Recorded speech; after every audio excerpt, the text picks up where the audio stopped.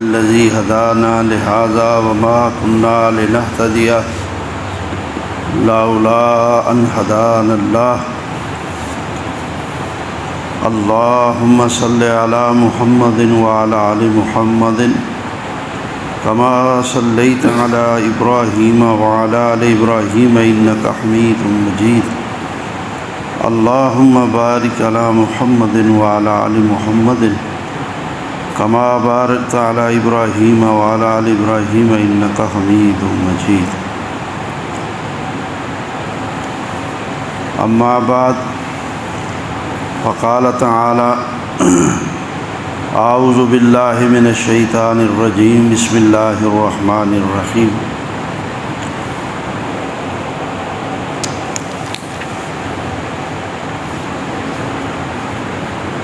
ومن أعرض عن ذكري فإن له معيشة ضنكا ونحشره يوم القيامة أعمى قال رب لما حشرتني أعمى وقد كنت بصيرا قال كذلك أتتك آياتنا فنسيتها وكذلك اليوم تنسى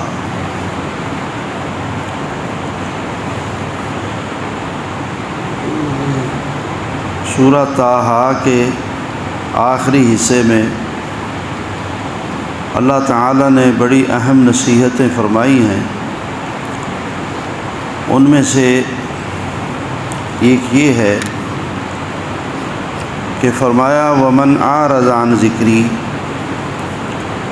جو شخص ہمارے ذکر سے، ہماری نصیحت سے،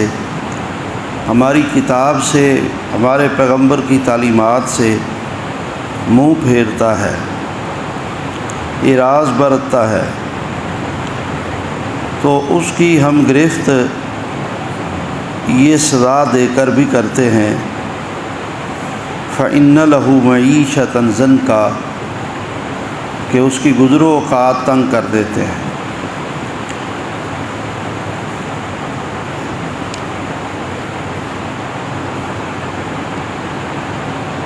معیشت کے تنگ ہونے کے دونوں معنی ہیں۔ ایک آدمی کے پاس فراوانی نہیں ہے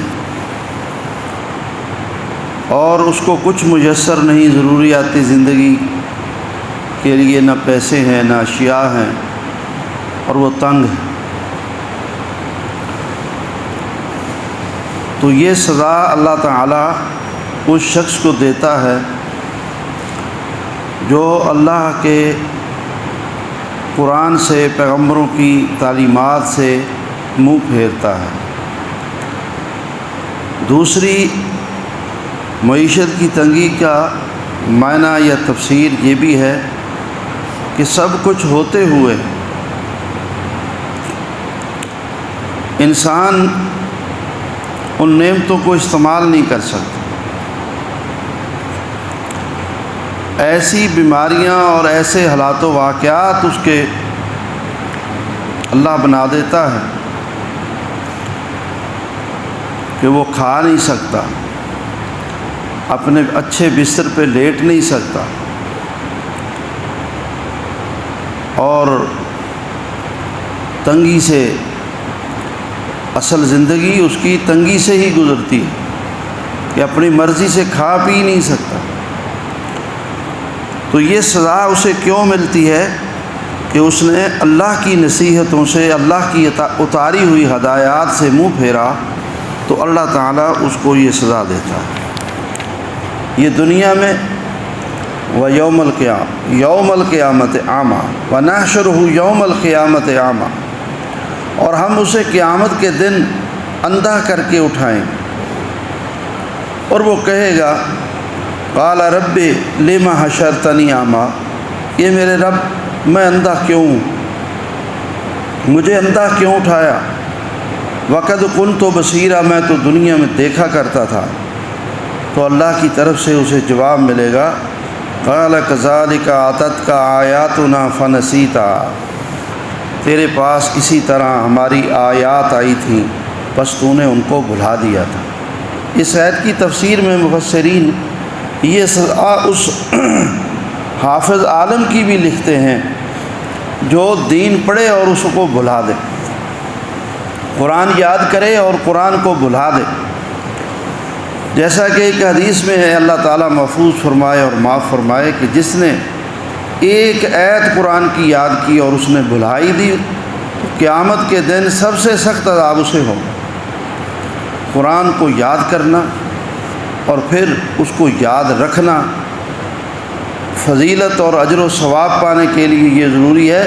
اور عذابوں سے بچنے کے لیے یہ ضروری ہے۔ وَكَذَلِكَ الْيَوْمَ تُنْسَىٰ، اور اسی طرح آج کے دن تجھے بھلا دیا گیا۔ وَكَذَلِكَ نَجْزِي مَنْ أَسْرَفَ وَلَمْ يُؤْمِنْ بِآيَاتِ رَبِّهِ، ہم یہی سزا دیتے ہیں اس شخص کو جو زیادتی کرتا ہے، ظلم کرتا ہے اپنے آپ پر، اور وہ اللہ کی آیات پر ایمان نہیں رکھتا۔ وَلَعَذَابُ الْآخِرَةِ أَشَدُّ وَأَبْقَىٰ، اور آخرت کا عذاب اس سے بھی سخت ہے اور وہ پھر ہمیشہ رہنے والا ہے۔ تو حضرات گرامی، اللہ تعالیٰ کی آیات کو یاد کرنا، یاد رکھنا اور اس پہ عمل پیرا ہونا نجات اور بخشش کے لیے یہ ضروری ہے۔ اور جس نے اللہ کی شریعت سے عملی طور پر انحراف برتا، احکام شریعت جو اللہ کی کتاب میں اتارے گئے ہیں ان میں تعویلیں کی اور ان سے منہ پھیرا، ان کو ماننے سے انکار کیا۔ آج ہم اپنے معاشرے میں دیکھتے ہیں آیات ہیں قرآن کی واضح واضح وراثت کی تقسیم کی، اور لوگ اس میں اپنی مرضی کرتے ہیں، تو یہ اللہ کی کتاب سے منہ پھیرنا ہے۔ آیات ہیں واضح واضح قرآن میں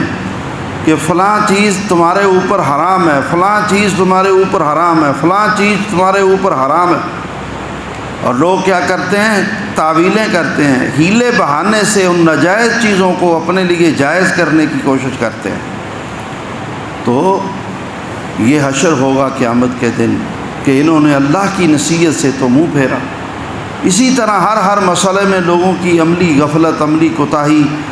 اور اللہ کے احکامات کو ہلکا جاننا، ان سے یہ اعراض برتنا ہے، ان سے یہ منہ پھیرنا ہے،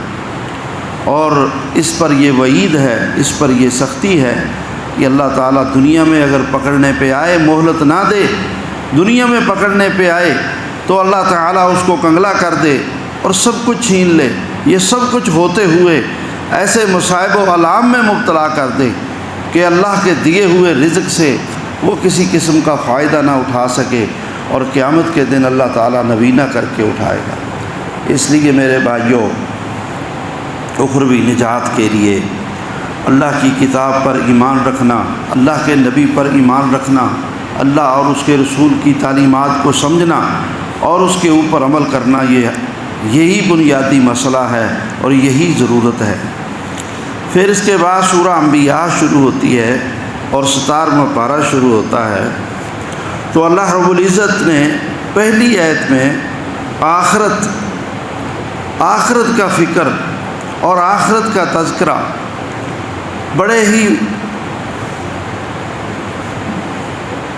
بہت ہی زیادہ اثر کرنے والے انداز میں فرمایا۔ اقترب للناس حسابهم وهم فی غفلۃ معرضون، لوگوں کے حساب کتاب کا دن تو قریب آ گیا ہے، وهم فی غفلۃ معرضون، اور لوگ غفلت میں پڑے ہوئے ہیں اور لوگ منہ پھیرے ہوئے ہیں، اور لوگوں کی حالت یہ ہے کہ ان کو احساس نہیں ہے، جبکہ قیامت کا دن، حساب کتاب کا دن، وہ تو لوگوں کے قریب ہی آ گیا ہے، وہ تو دور ہے ہی نہیں۔ قیامت کی نشانیاں، اللہ اکبر، فرمایا اللہ کے نبی صلی اللہ علیہ وسلم نے، بعثت انا والقیامہ کہاتین، میں اور قیامت ایسے بھیجے گئے ہیں، فرمایا میں آ گیا، میرے پیچھے پیچھے قیامت آ رہی ہے۔ یعنی رسول اللہ صلی اللہ علیہ وسلم کی بعثت، آپ کا مبعوث کیا جانا، یہ اس بات کی سب سے بڑی یہ علامت ہے کہ آخری نبی آ گیا، اب اس کے بعد نہ کوئی نبی، نہ کوئی امت، نہ کوئی دور، بس یہ آخری دور ہے۔ آپ صلی اللہ علیہ وسلم کا یہ دور مبارک جو چل رہا ہے، بس اس کے آگے قیامت ہے۔ فرمایا میں آ گیا، لوگوں قیامت پیچھے پیچھے آ رہی ہے۔ پھر اسی طرح پہلی کتابوں میں اللہ تعالیٰ نے قیامت کے بہت جلد آنے کی نشانی شق قمر بتائی، اور پھر شق قمر ہو گیا، چاند کے 2 ٹکڑے ہو گئے، تو اللہ تعالیٰ نے آیت اتاری اقترب الساعہ وانشق القمر، لوگوں قیامت قریب ہے کہ چاند 2 ٹکڑے ہو چکا، چاند 2 ٹکڑے ہو چکا، اور ہم نے یہ پہلے سے لوگوں کو بتا دیا کہ جب چاند 2 ٹکڑے ہو جائے گا تو اس کے بعد قیامت قریب ہے، اس کے بعد قیامت دور نہیں ہے، اس کے بعد قیامت بالکل قریب ہے، اور تم کس غفلت میں پڑے ہوئے ہو، چاند تو 2 ٹکڑے ہو چکا۔ اور پھر اسی طرح نبی کریم صلی اللہ علیہ وآلہ وسلم نے فرمایا اللہ اکبر، فرمایا میں کیسے ہنسوں جب کہ اسرافیل علیہ الصلوۃ والسلام تو اس کرنال کو پکڑ کر اوکڑ ہو کر بیٹھ گئے ہیں، اور وہ تو اللہ کے حکم کا انتظار کر رہے ہیں کہ اللہ کی طرف سے ان کو حکم ملے اور وہ اس کے اندر پھونک مار دیں، اور اس میں وہ پھونک مار دیں اور قیامت قائم ہو جائے۔ اللہ اکبر کبیرہ۔ اور اس کے علاوہ جو قیامت کی علامات بتائی گئی ہیں، ایسے ہوگا ایسے ہوگا ایسے ہوگا ایسے ہوگا، وہ بھی اکثر و بیشتر اب تو پوری ہو چکی ہیں، اکثر و بیشتر اب تو پوری ہو چکی ہیں۔ اور انفرادی طور پر کیا ہے، من مات فقد اقیمت علیہ القیامہ، قیامت کسی شخص سے بھی دور نہیں ہے، جو فوت ہو گیا اس کی قیامت قائم ہو گئی، اس پر تو قیامت قائم ہو گئی، ادھر سے مرا ادھر سے اس کی آخرت کا آغاز ہو گیا، اس کی قبر کا آغاز ہو گیا، اس کی برزخ کا آغاز ہو گیا، اس کی موت کے ساتھ ہی اللہ کے فرشتے اس پر نازل ہو گئے، اور اگر وہ نیک ہے تو اس کو جنت کی بشارتیں دے رہے ہیں، اور اگر برا ہے تو وہ اس کو مار رہے ہیں۔ قیامت کب دور ہے؟ بالکل قریب ہے۔ فرمایا اقترب للناس حسابہم، لوگوں کے حساب کتاب کا منظر اور دن وہ تو بہت قریب آ گیا، وہم فی غفلۃ معرضون، اور لوگ غفلتوں میں پڑے ہوئے، لوگ غفلتوں میں پڑے ہوئے۔ حساب کیا ہے؟ تماشا ہے؟ تمہاری نماز کا بھی حساب ہے، تمہاری زکوٰۃ کا بھی حساب ہے، تمہارے روزوں کا بھی حساب ہے، تمہاری زندگی کے ایک ایک سانس کا حساب ہے۔ اللہ تعالیٰ قیامت کے دن یہ پوچھے گا۔ اللہ کے نبی نے فرمایا کسی کو اپنے پاؤں کو حرکت دینے کی اجازت نہیں ہوگی جب تک ان سوالوں کا جواب نہیں دے دے گا۔ اللہ تعالیٰ فرمائے گا زندگی دی تھی کہاں کھپائی، جوانی دی تھی کیسے صرف کی، مال کیسے کمایا کیسے لگایا، علم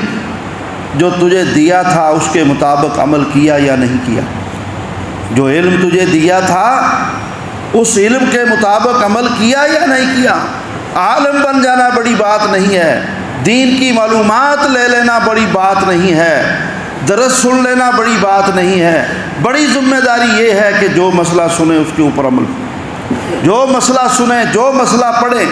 جو مسئلہ سمجھے شریعت کا، وہ علم بندے کے پاس پہنچ گیا اور اللہ کی طرف سے حجت قائم ہو گئی۔ اب اگر اس میں غلطی کرے گا تو قیامت کے دن وہ مارا جائے گا، اس کے پاس کوئی عذر چھوٹنے کا کوئی باقی نہیں ہوگا۔ تو اس لیے میرے بھائیوں اس بات کا خیال کریں۔ فرمایا ما یاتیہم من ذکر من ربہم محدث الا استمعوہ، فرمایا ان لوگوں کی حالت یہ ہے کہ یہ مسائل تو سنتے ہیں، اس وقت شریعت نازل ہو رہی تھی، فرمایا جو بھی شرعی حکم اترتا ہے یہ سنتے ہیں، سن لیتے ہیں، سننے کے بعد اس پر غور کرنے کی بجائے، تدبر کرنے کی بجائے، اس پر عمل کرنے کی بجائے وہم یلعبون، اس سے مذاق کرتے ہیں، اٹکیلیاں کرتے ہیں، اس پر حجت بازی کرتے ہیں اور اس پر تنقیص کرتے ہیں، اس کی عیب جوئی کرتے ہیں۔ اور یہی صورتحال یہ ہے کہ لوگ شرعی مسائل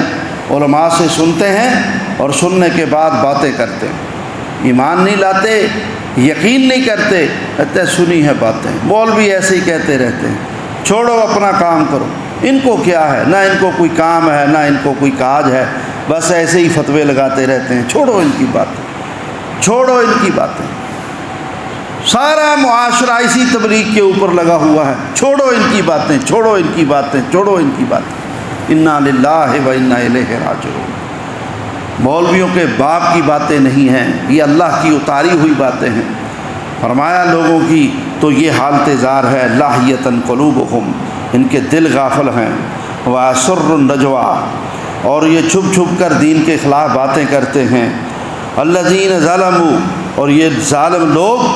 انبیاء علیہ الصلوۃ والسلام کو یہ بات کہہ کر ہی رد کر دیتے، اور اللہ کے نبی کو بھی یہ بات کہہ کر رد کر دیا،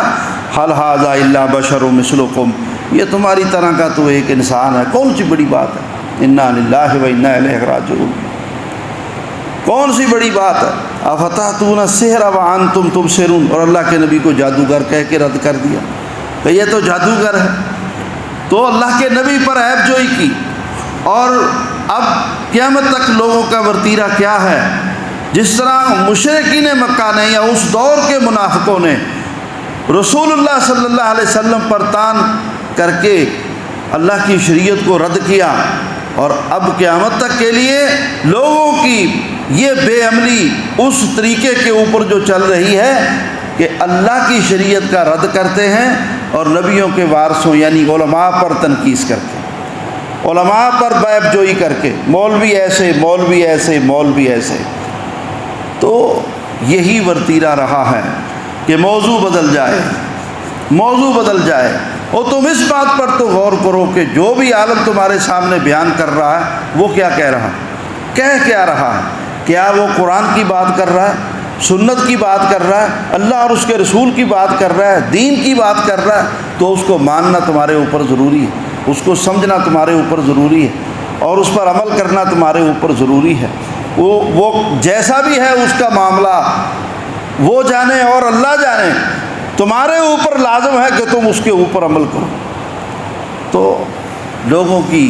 یہی صورتحال ہے، تو اللہ تعالیٰ نے فرمایا اس پر بڑا افسوس ہے، بہت افسوس ہے اس بات پر کہ عیب جوئی پہ لگے ہوئے ہیں، تنقیص پہ لگے ہوئے ہیں، تان پہ لگے ہوئے ہیں، اعتراضات پہ لگے ہوئے ہیں، تعویلوں پہ لگے ہوئے ہیں، اللہ کی شریعت سنتے ہیں اور غفلت برتتے ہیں، اس پہ عمل نہیں کرتے ہیں، جبکہ کرنے کا کام یہ تھا کہ اس پہ عمل کرتے اور تیاری کرتے، اس لیے کہ ان کے حساب کا دن تو قریب آ گیا، پوچھا جانے والا ہے کیا عمل کیا اللہ کی شریعت کے اوپر، قیامت کا دن تو قریب ہی آ گیا ہے، وہ تو دور ہے ہی نہیں ہے۔ اور سارے نبیوں نے اسی بات پر چونکہ محنت کی، اس لیے یہ مقدمت کے طور پہ سورہ مبارکہ میں اللہ تعالیٰ نے سورہ انبیاء کے شروع میں یہ بات بیان کی، اور پھر اس کے بعد اللہ تعالیٰ نے کافروں کے اعتراضات کے جواب دیے۔ فرمایا کہ یہ لوگ کہتے ہیں اضغاث احلام بل افتراہ بل هو شاعر،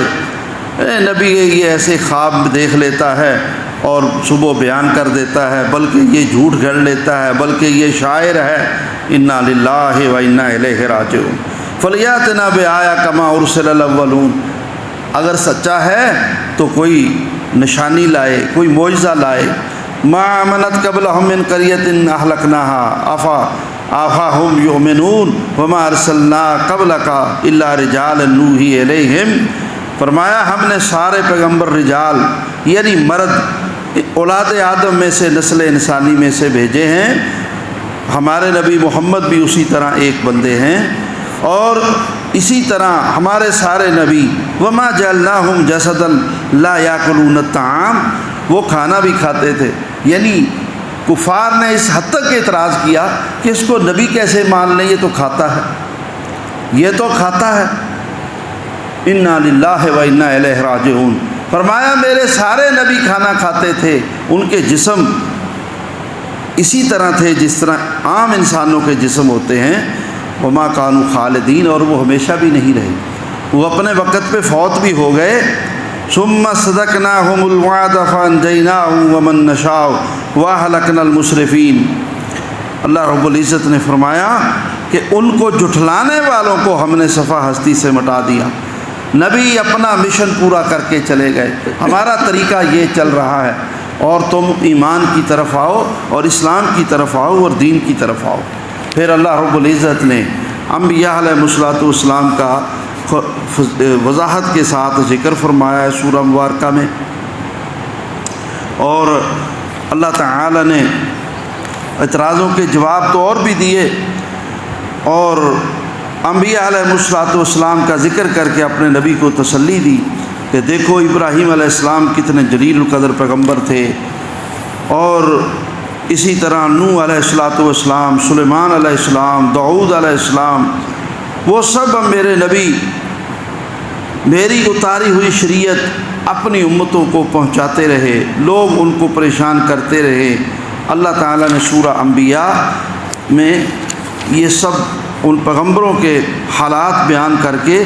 نتیجتاً یہ بات سمجھائی اپنے پیغمبر صلی اللہ علیہ وسلم کو کہ ان نبیوں کی طرح آپ ہماری شریعت پہنچاتے رہیں، کافروں کے اعتراضات کو نہ دیکھیں، کافروں کے اور منافقوں کے رویے سے آپ پریشان نہ ہوں، بلکہ آپ ان کو ہماری وحی کے مطابق ان کو ہمارے احکام پہنچاتے رہیں۔ جو عمل کرے گا وہ بچ جائے گا، جو بے عملی کی زندگی گزارے گا وہ قیامت کے دن خود ہی پھنس جائے گا۔ پھر اس کے بعد سورہ حج شروع ہوتی ہے، تو اس میں بھی اللہ تعالیٰ اس سورہ کے شروع میں بھی اللہ تعالیٰ فکر آخرت دینے سے ہی اللہ تعالیٰ سورہ مبارکہ کا آغاز فرماتے ہیں۔ فرمایا یا ایھا الناس اتقوا ربکم، اے لوگو تم اپنے رب سے ڈرو، ان زلزلۃ الساعۃ شیء عظیم، قیامت کے دن کا زلزلہ بہت بڑی چیز ہے، بڑی بھاری چیز ہے۔ قیامت کے دن کا زلزلہ ایسا سخت زلزلہ ہوگا، بیے کے گھونسلے کی طرح زمین ہچکولے کھا رہی ہوگی، اور اس کے اوپر جو کچھ ہے اسے فضا میں پھینک دے گی۔ قیامت کے دن کا زلزلہ بہت سخت زلزلہ ہوگا۔ یوم ترونہا تذہل کل مرضعۃ عما ارضعت، اس کی یہ ہولناکی کہ اس دن دودھ پلانے والی اپنے بچے کو دودھ پلانا بھول جائے گی، وتضع کل ذات حمل حملها، حاملہ حمل کو گرا دے گی۔ وتری الناس سکارا، لوگوں کو تم بے ہوشی کی حالت میں دیکھو گے، وما ہم بسکارا، بے ہوش نہیں ہوں گے، ولکن عذاب اللہ شدید، اور اللہ کا عذاب ہی بڑا سخت ہوگا، اللہ کا عذاب ہی بڑا سخت ہوگا۔ اس لیے قیامت کے دن کو سامنے رکھو۔ یا ایھا الناس ان کنتم فی ریب من البعث، اے لوگو اگر تم کو قیامت کے آنے میں شک ہے تو پھر اپنی تخلیق کے مراحل دیکھ لو۔ انا خلقناکم فانا خلقناکم من تراب، ہم نے تم کو مٹی سے پیدا کیا، ثم من نطفۃ، پھر پانی کی بوند، ثم من علقۃ، پھر گوشت کا لوتھڑا، ثم جمع ہوا خون، ثم من مضغۃ، پھر گوشت کا لوتھڑا، مخلقۃ و غیر مخلقۃ، وہ تخلیق کیا ہوا یا نہ تخلیق کیا ہوا، ہم چاہیں تو اس کو پوری تخلیق دے کر اس کے وقت پہ اس کی ڈلیوری کریں، اور چاہیں تو اس کو ایسے ہی ساقط کر دیں اور اس کو گرا دیں، اور وہ وقت سے پہلے ہی وہ اس کی ڈلیوری ہو جائے۔ لِنُبَيِّنَ لَكُمْ، یہ 9 مراحل اللہ نے بیان کیے۔ وَنُقِرُّ فِي الْأَرْحَامِ مَا نَشَاءُ، اور یہ بھی ہماری مرضی ہے کہ ہم جتنے دن چاہیں اتنے دن مادہ کے رحم میں بچے کو رکھیں، 6 ماہ کے بعد جب اللہ چاہے اس کی پیدائش کر دے، اور چاہے تو 9 ماہ سے اوپر تک جتنا عرصہ چاہے لے جائے، لمبا عرصہ بھی اللہ چاہے تو اس کو اسی قید خانے میں رکھے۔ ان اللہ علی کل شیء قدیر، فرمایا اپنے تخلیقی مراحل کو تو دیکھو۔ فرمایا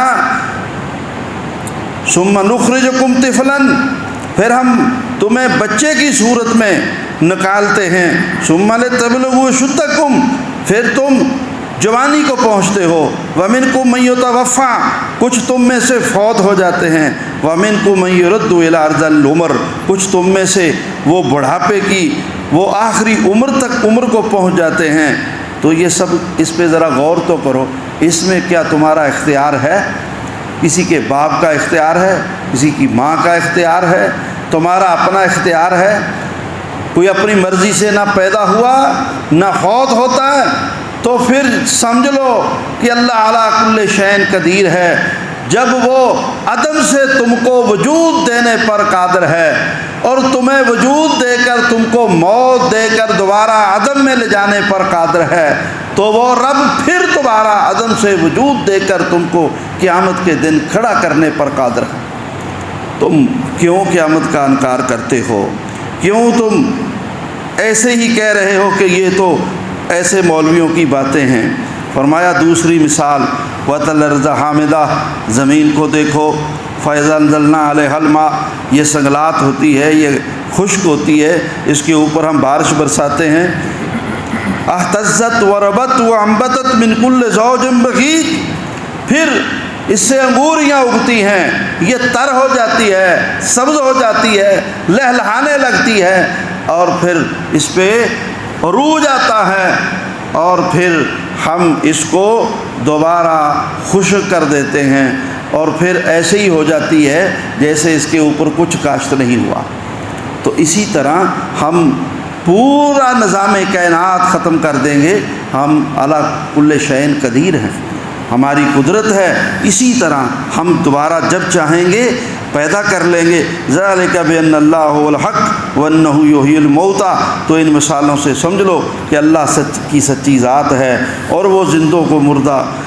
وانہ یحیی الموتى، اور وہ مردوں کو زندہ کرے گا، وانہ علی کل شیء قدیر، اور وہ ہر چیز پر قادر ہے، وان الساعۃ آتیۃ لا ریب فیہا، بے شک قیامت آنے والی ہے، اس کے آنے میں کوئی شک نہیں ہے، وان اللہ یبعث من فی القبور، اور بے شک اللہ تعالیٰ قبروں سے نکالنے پر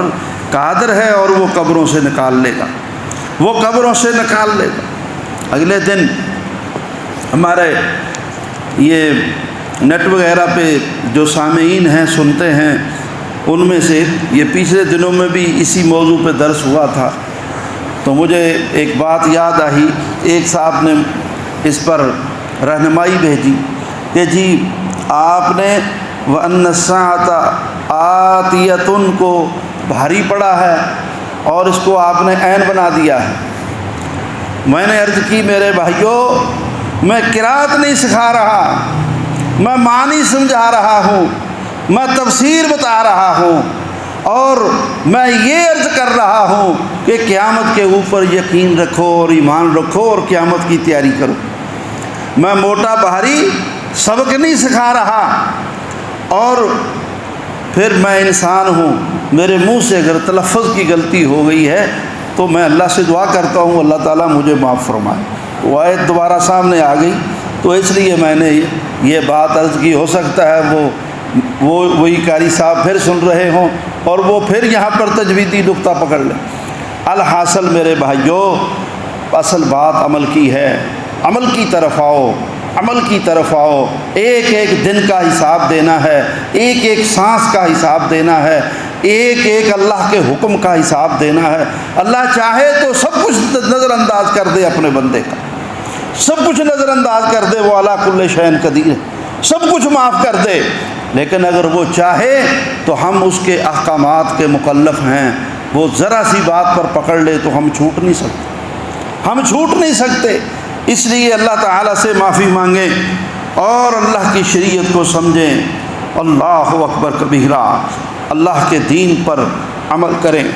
پختگی کے ساتھ عمل کریں۔ وَمِنَ النَّاسِ مَن يَعْبُدُ اللَّهَ عَلَىٰ حَرْفٍ، ایسے نہ بنے کہ کنارے پہ کھڑے اللہ کی عبادت کر رہے ہوں، تکلیف آئے یا مرضی کے خلاف بات ہو تو بھاگ جائیں، اور مرضی کے موافق ہو تو پھر دین کے قریب رہیں۔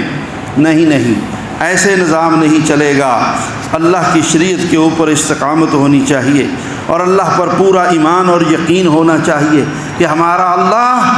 ہماری سنتا ہے، ہمارا اللہ ہمیں معاف کرے گا، ہمارا اللہ ہماری عبادت قبول کرتا ہے، ہمارا اللہ ہمیں سب ضروریات دیتا ہے، ہمارا اللہ ہمارے اوپر بڑا مہربان ہے۔